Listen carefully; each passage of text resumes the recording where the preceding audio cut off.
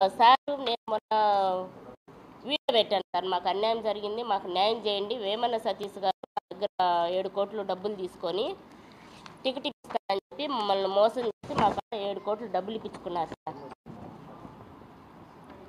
దానికి ప్రూఫ్లు మీ కాడ ఏమున్నాయి?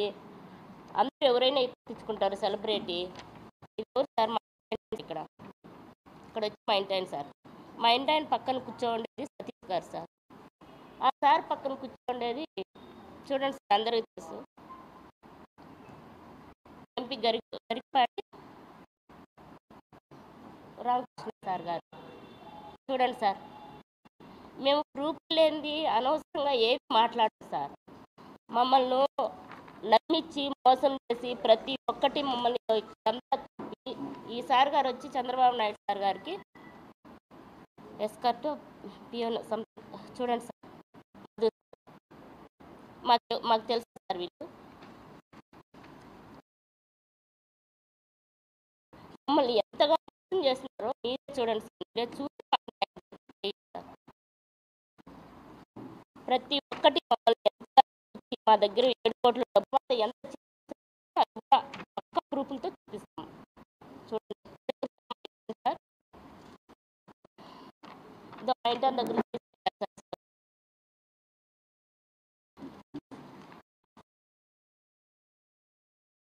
ఇక్కడ కూడా మా ఇంటి చూడండి సార్.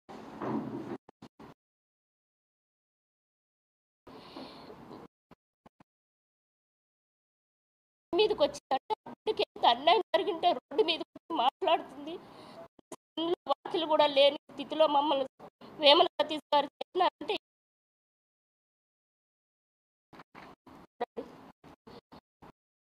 ఇలా మాకేం సార్, మా చుట్టాలా సార్ అంతా? చూడండి సార్, మేము అమ్మేసి పక్క ప్రూఫ్లు మేము ఆస్తులు అమ్మినట్టు అతనికి డబ్బులు ఇచ్చినట్టు సార్. వేమన సతీష్ గారితో చాటింగ్ చేశారు సార్ మా వారు. మా డబ్బులు మాకు ఇవ్వండి అన్న, మాకు టికెట్ రాలేదు కదా, నామినేటెడ్ పోస్ట్ ఇవ్వలేదు కదా అడిగితే ఇదో చూడండి, మీరే చదువుకోండి సార్. అన్న చేసిన మెసేజ్లు చూడండి సార్. మేము ఇప్పటికీ అన్నను మాకు ఎంత అన్యాయం చేసినా మేము ఇప్పటికీ అన్నను చెడ్డగా మాట్లాడడం లేదు, తప్పుగా మాట్లాడడం లేదు, రెస్పెక్ట్గానే మాట్లాడుతున్నాము. అన్న చేసిన సార్ చూడండి, మాకు ఎంతగా నమ్మద్రోహం చేసినాడో చూడండి. ఇవన్నీ మమ్మల్ని నమ్మించి మాకు ఎంత అన్యాయం చేసినాడు. ఇదో సార్, అతను మా డబ్బులతో కొన్న ఆస్తులు సార్. అతను సార్ ఎలక్షన్ టైంలో ఎలా వస్తాయి సార్ డబ్బులు? ఎలా అక్కడి నుంచి ఇక్కడికి, ఇక్కడి నుంచి అక్కడికి ఎట్లా వస్తాయి సార్? వాళ్ళది మాది ఒకే ఊరు సార్. మేము ఇచ్చిన 7 కోట్లతో కొన్న ఆస్తులు సార్ ఇవి. సరే ఓకే సార్.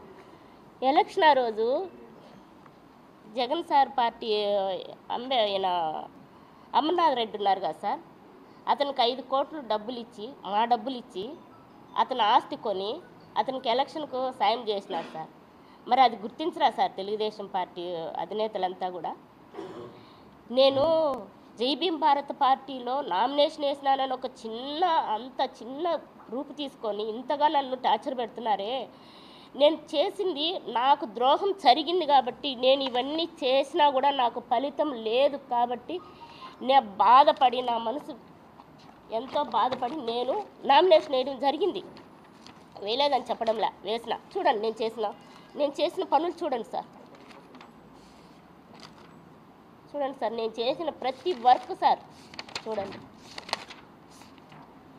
చలో పిలేరు ఎన్ని జీబులు పెట్టి ఎంతమంది జనాలు తీసుకుపోయి నేను చేసినానో చూడండి సార్. తెలుగుదేశానికే, కేవలం తెలుగుదేశం పార్టీకి నేను చేసిన సేవలు గుర్తించండి సార్. చంద్రబాబు నాయుడు సార్ గారు, లోకేష్ సార్ గారు గుర్తించండి సార్. వేమన సతీష్ ఒక్కరే కాదు సార్ మీ పార్టీలో వ్యక్తి, నేను కూడా మీ పార్టీలో వ్యక్తినే సార్. గుర్తించండి సార్ ప్లీజ్. నేను తెలుగుదేశం పార్టీ నేతను కాదు, నేను ఏదో అపోహ చేస్తున్నానని ఎందుకు సార్ కామెంట్లు అన్నీ పెడతాను. ఇదండి సార్, నేను సార్ గారు జైల్లో ఉన్నప్పుడు నిరాహార దీక్ష చేసిన ఇదండి సార్. నేను చూడండి సార్, దగ్గరగా చూడండి, నేనే సార్. ఉదయం వచ్చి సాయంత్రం దాకా కూర్చొని సాయంత్రం నిమ్మరసం తాగి పోతున్నాను సార్ నేను మా ఊరు నుంచి జనాలు తీసుకుపోయి. గుర్తించండి సార్ నన్ను, నేను చేసిన సేవను సార్. కొంచెమన్నా కూడా నాకు సాయం చేయండి సార్, న్యాయం చేయండి సార్. వేమన సతీష్ గారు ఒక్కరే కాదు సార్, మేమంతా కలిసికట్టుగా మీకు సేవ చేస్తే, కృషి చేస్తే మీరు గెలిచినారు సార్. చూడండి సార్ మా త్యాగము. ఇవ్వండి సార్, ఇవ్వండి. నేను చేసిన బాబు షూరిటీ, భవిష్యత్తు గ్యారెంటీ. ఒక్కటిగా సార్, ఒక్కటైతే ఏదోలా ఒకరోజు పోయి చూసి చేసింది అనుకుంటారు. చూడండి సార్, ప్రతిరోజు సార్, ఒకరోజు కాదు ఎన్ని ఊర్లు తిరిగినానో. అడవిలో ఎస్టీ కాలనీ కూడా తిరిగి, కొండ కింద ఉన్న ఊర్లకు కూడా తిరిగి. అప్పుడు వర్షాలు సార్, నీళ్ళు వచ్చింటాయి అప్పుడు కూడా సార్ ఎస్టీ కాలనీ మొత్తం తిరిగి. శివరాత్రి సార్, శివరాత్రి రోజు మా ఊర్లో శివాలయం ఉంది సార్, తూరుబల్ల దగ్గర. అక్కడ మొత్తం జనాలు వచ్చితే వాళ్ళందరికీ సార్ గురించి, సార్ పడిన బాధ చెప్పి వీళ్ళందరికీ ఓటేయండి మన తెలుగుదేశం సార్ గారికి, చంద్రబాబు నాయుడు సార్కి ఓటేయండి అని ప్రతి ఒక్కరికి చెప్పినారు సార్. ఇక్కడ ఒక ఊరోళ్ళు కాదు సార్, అందరూ వస్తారు అక్కడికి. ఇవన్నీ కూడా సార్ నేను చేసినట్టు సార్, ఇవన్నీ నిజాలు సార్. ఇంకొక విషయం కూడా చెప్తున్నాను సార్, నేను జై భీమ్ పార్టీ తరపున నామినేషన్ వేయడం నిజం. అది ఎందుకు వేసినానంటే 7 కోట్లు అతను తీసేసుకున్నాడు సార్. మళ్ళీ నా దగ్గర బ్యాంక్ బ్యాలెన్స్ ఎలా వస్తుంది సార్? ఉన్న డబ్బులు మొత్తం అతను తీసుకుంటే నామినేషన్ వేసే టయానికి నాతో మళ్ళీ డబ్బులు ఎట్లా వస్తాయి, ఆస్తులు ఎట్లా వస్తాయి? ఏం మాట్లాడతారన్నా మీరు? అన్న, మీ ఇంట్లో జరిగిన ఆడబిడ్డకు ఏ అన్యాయం జరిగితే ఎలా ఫీల్ అవుతారు అలా ఫీల్ అవ్వండి అన్న. నేను శ్రావణ్ సార్ కాడి దగ్గరికి పోయి ఆయన దగ్గర మాట్లాడడం ఒక్కటే తప్పైతే, సరే మీరు ఎక్కడున్నారో చెప్పండి, మీ దగ్గరికి వస్తే మీరే న్యాయం చేయండి. నాకు తీసుకున్న డబ్బులు నాకు ఇచ్చేయండి. నా బిడ్డలకు నేను అన్యాయం చేయలేను కదా. ఏదో పార్టీ నమ్ముకొని చేసిన, నేను చంద్రబాబు నాయుడు గారికి చేరిందని నేను అనుకోవడంలే. వేమన సతీష్ గారే మా డబ్బులు తీసుకొని ఆస్తులంతా కొన్నారని మేము అనుకున్నాం. సార్కు, చంద్రబాబు నాయుడు సార్కి తెలిస్తే నాకు న్యాయం చేస్తారని నేను ఇప్పటికీ నమ్ముతున్నాను. కానీ సార్కు తెలిసిందని నేను అనుకోను. వేమన సతీష్ గారు నా డబ్బులు తీసుకున్నారు 7 కోట్లు. దాంట్లో 43 లక్షలు మాకు చెక్ ఇచ్చారు. కొదవ డబ్బులు మాకు ఇవ్వాలా. వేమన సతీష్ గారు కొదవ డబ్బులు 6 కోట్ల చిల్లర మాకు ఇవ్వాలా. దయచేసి ఆ డబ్బులు ఇప్పింది సార్. అతని కాడి నుంచి మాకు ప్రాణరక్షణ చేయండి సార్. ఇంకోటి, జై భీమ్ పార్టీ నేను అది నామినేషన్ వేస్తే ఒక్కటే వేసినాను సార్. ఒక్క నామినేషన్ పేపరే వేశాను సార్. 3 వేయాలి సార్. నేను ఎందుకు వేసాను సార్ అంటే, దీని మీద కోపంతో పోయి వేసిన, మళ్ళీ నా మనసు చంపుకున్నా. సార్ని ఎట్టయినా సరే గెలిపించుకోవాలా, 3 వేయకూడదు, నేను తెలుగుదేశానికి అన్యాయం చేయకూడదు అనే ఉద్దేశంతో ఒక్కటి వేసి డ్రాప్ అయిపోయినా. అది కూడా ఇదైపోయింది. నేను అప్పటి నుంచి కోడూరులో ఉన్న సార్ వాళ్ళను కలిసిన, అమ్మ మనం తెలుగుదేశాన్ని గెలిపించుకోవాలా, అందరం కృషి చేసి తెలుగుదేశాన్ని గెలిపించుకుందామమ్మా అని చెప్పి చెంగలరాయుడు సార్ కానీ, విశ్వనాథనాయుడు సార్ కానీ, రూపానందరెడ్డి సార్ కానీ అందరూ చెప్పినారు, తప్పకుండా ఈసారి మనం చంద్రబాబు నాయుడు సార్ని గెలిపించుకోవాలమ్మా, మీరంతా కష్టపడి గెలిపించాలమ్మా అన్నారు. సరే అని చెప్పి మేమందరం కష్టపడి గెలిపించినాము సార్. నాకు న్యాయం చేయండి సార్. మాకు జరిగిన అన్యాయము ప్రతి ఒక్కరికి సార్, మాకు జరిగిన నుంచి 1.5 సంవత్సరం కాదు సార్ మాకు అన్యాయం జరిగింది. ఆ 1.5 సంవత్సరం నుంచి సార్ మేము తిరగని తెలుగుదేశం పార్టీ లేదు సార్. అవి ఉన్నాయి చూడండి సార్, ఇవి ఫొటోస్ ఆయన సార్ గారి ఫోటోలు ఉన్నాయి. మేము తిరగని లేదు సార్, తెలుగుదేశం పార్టీకి తిరిగినాం సార్. తెలుగుదేశం పార్టీకి తిరిగి మొత్తము అందరికీ చెప్పినాం సార్, మా బాధ అందరికీ చెప్పినాం సార్. రాజేంద్ర ప్రసాద్ సార్ గారికి చెప్పినాము సార్. కోడూరు నియోజకవర్గం సార్, కోడూరు నియోజకవర్గంలో ఎమ్మెల్యే సీట్ ఇప్పిస్తానని చెప్పి, ఆయనది కాదు సార్ సీట్, అది మాది దళితులది సార్ సీట్. అది ఎమ్మెల్యే టికెట్ ఎస్సీలది. నేను వచ్చి ఆయన ఎమ్మెల్యే కాదు సార్, నాకు అందరూ తెలుసు. ఇదో సార్ అతను నాకు అందరూ తెలుసు, నేను మీకు టికెట్ ఇప్పిస్తాను, ఇదో అందరి కాడికి మా ఆయన్ని తీసుకొని పోయి తిప్పి నమ్మబలికినారు.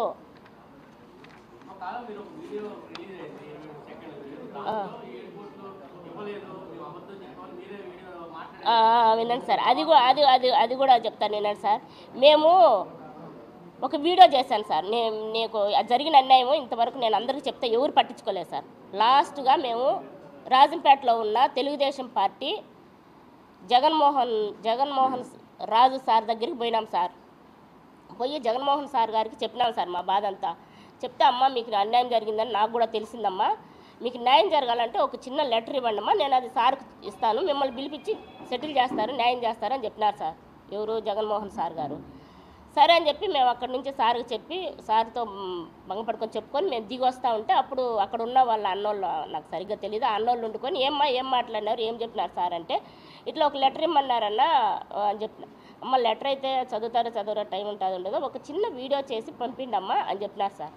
సరే అని చెప్పి నేను ఇంట్లో కూర్చొని ఒక చిన్న వీడియో సార్ మాకు అన్యాయం జరిగింది సార్ అని చెప్పి నేను చేసి రాజంపేటలో ఉన్న తెలుగుదేశం పార్టీకి పంపించినాను సార్.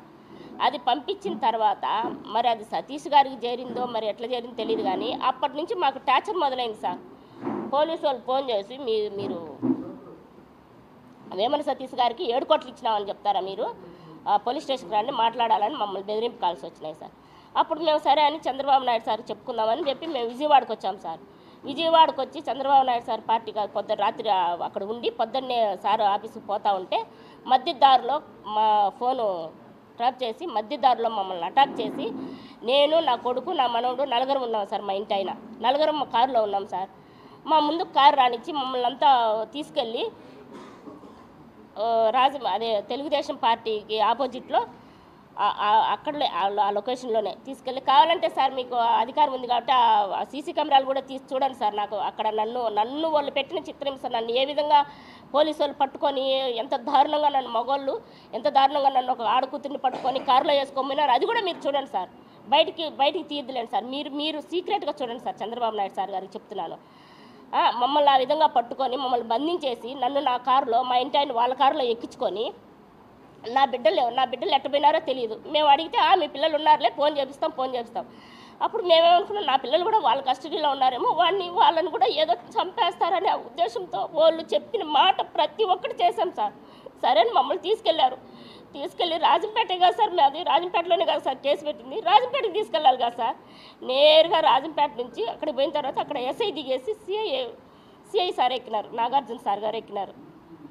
అక్కడి నుంచి మమ్మల్ని నేరుగా రాయచోటు నుంచి మదనపల్లికి తీసుకెళ్లారు సార్.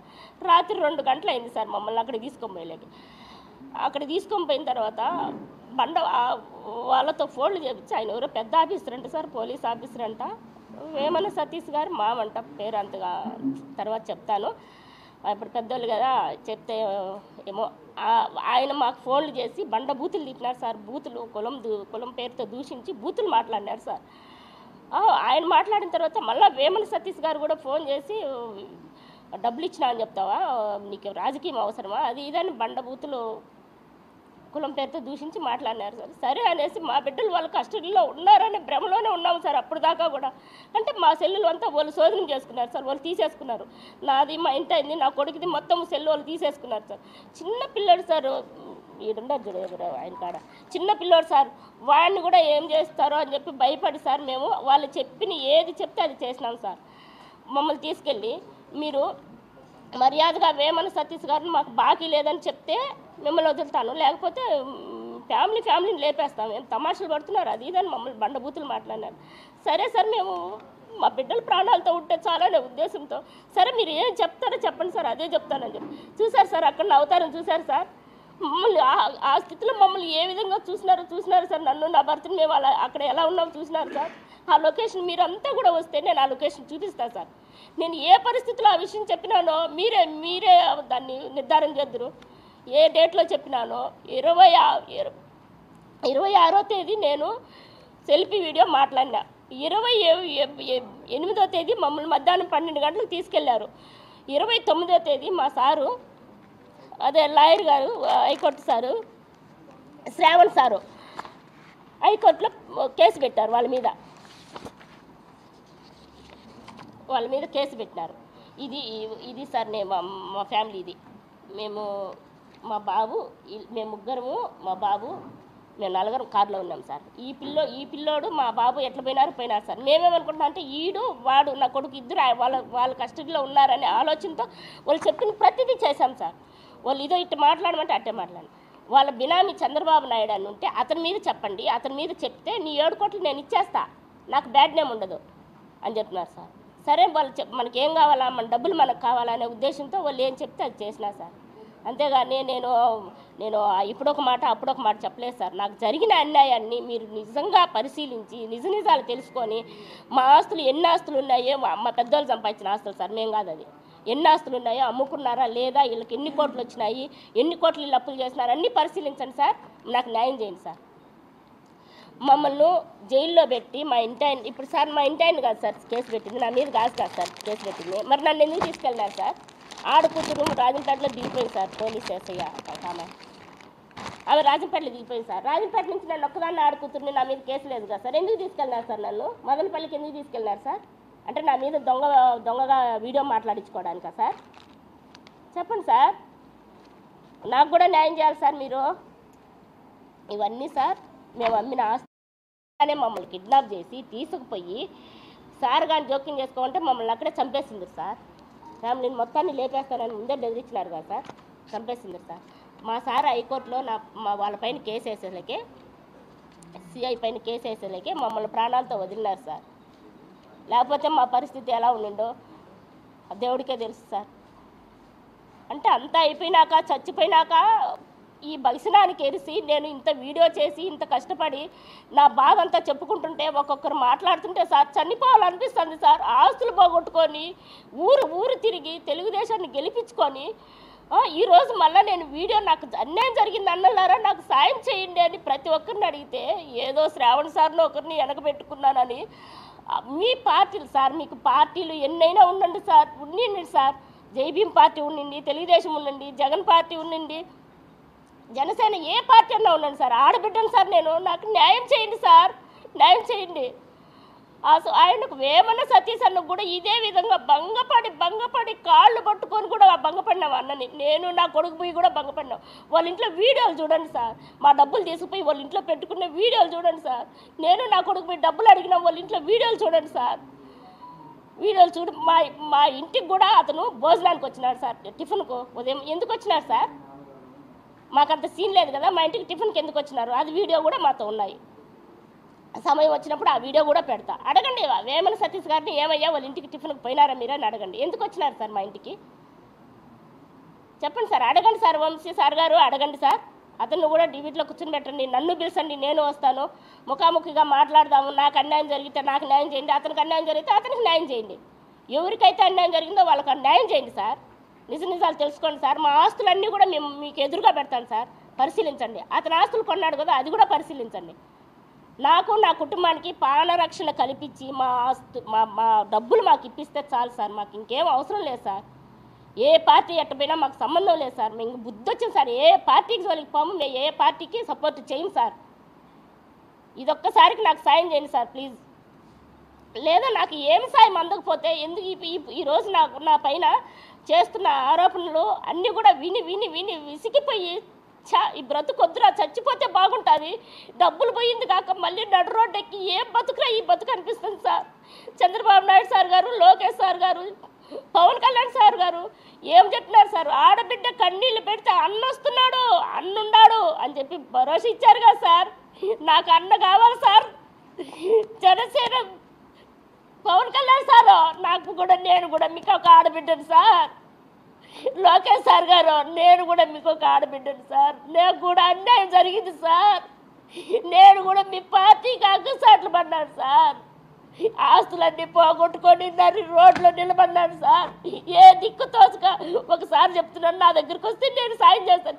ఎక్కడున్నారు సార్ మీరు? ఫోన్ నెంబర్ ఇవ్వండి సార్, మీ దగ్గరికి వస్తాను.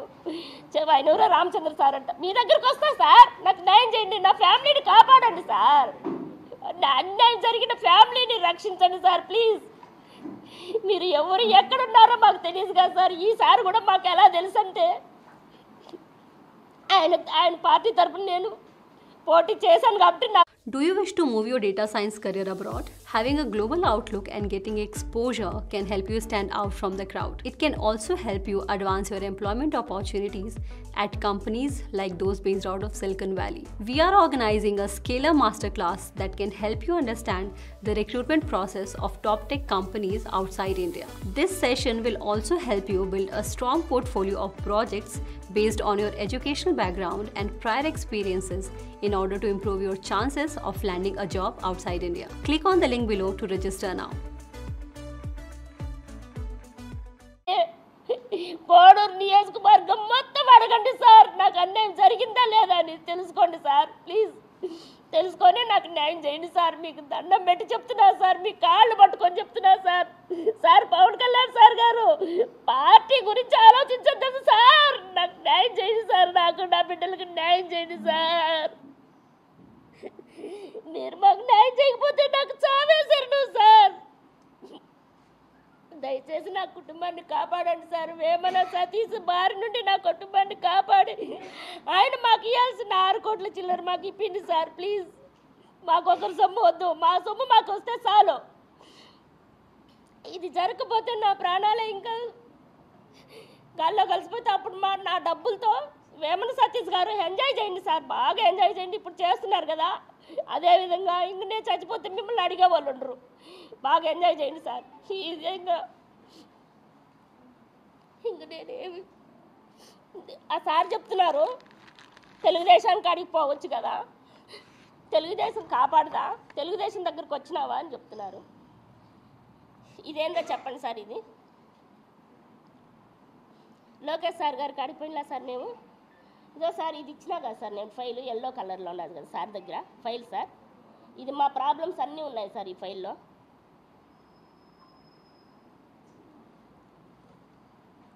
ఇదో ఈ బ్లూ ఫైల్ వచ్చి ఒకరోజు అక్కడ సీనియర్ ఎన్టీ రామారావు గారి సినీ ఉత్సవం జరుగుతుంది అక్కడ గోరింకాలో. అక్కడికి పోయినప్పుడు ఆ సార్ గారికి ఇచ్చాం ఫైల్, చంద్రబాబు నాయుడు సార్ గారికి ఇచ్చాం మేము.